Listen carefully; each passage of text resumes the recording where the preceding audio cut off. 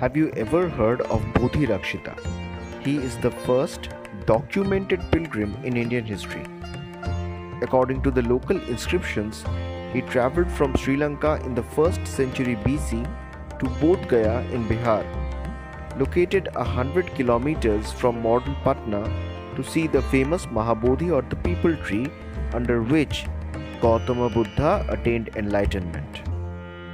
Of course, during his visit, he would not have seen the 180-foot tall pyramidal Mahabodhi temple full of images of Gautama Buddha, Bodhisattvas, and fierce gods and goddesses such as the Yamantak and Vajravarahi, who are a part of the later Mahayana and Tantric Buddhism.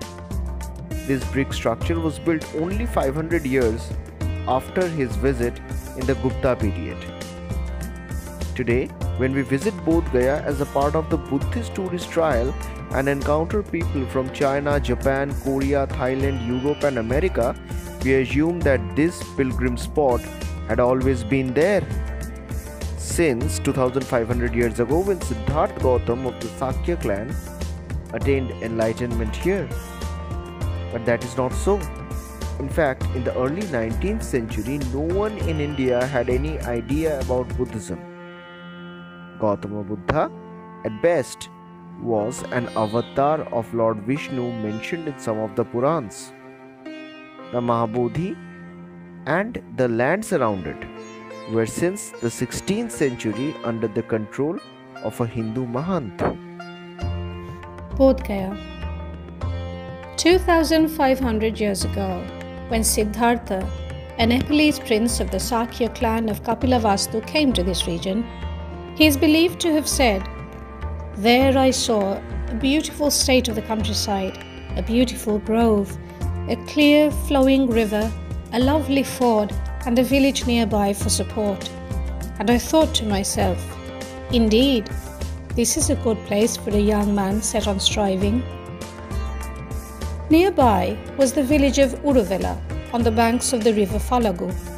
Later, this village was renamed Sambodhi or Mahabodhi, and finally in the 18th century, it was called Bodh Gaya. Fearing the fulfillment of a prophecy made at Siddhartha's birth, his father the king protected him from seeing or experiencing any suffering for the first 29 years of his life.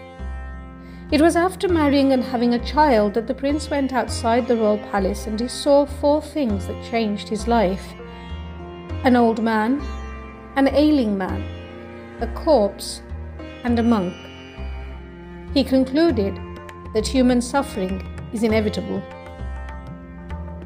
Determined to discover the cause of suffering, the prince left his wife and son and spent years wandering in the forest, meeting sages and hermits as a seeker. He came to be known as the ascetic Gautam.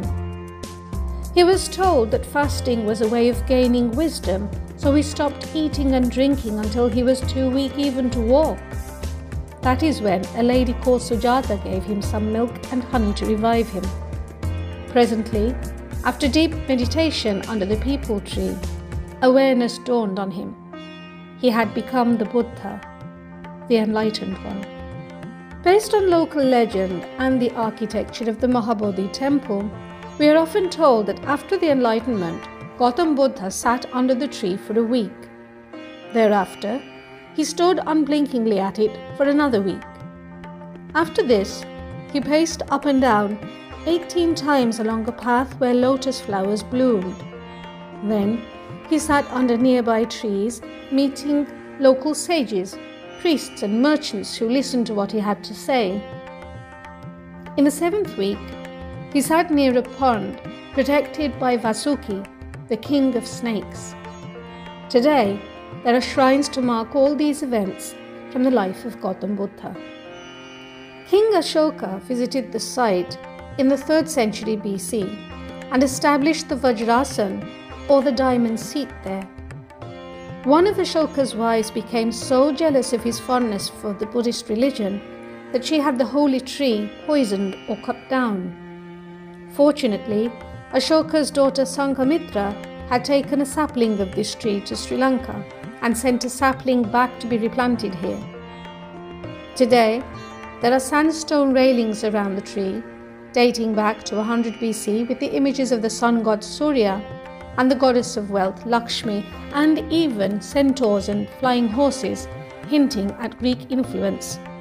There are also granite railings dating 300 CE with the images of eagles and lotus flowers.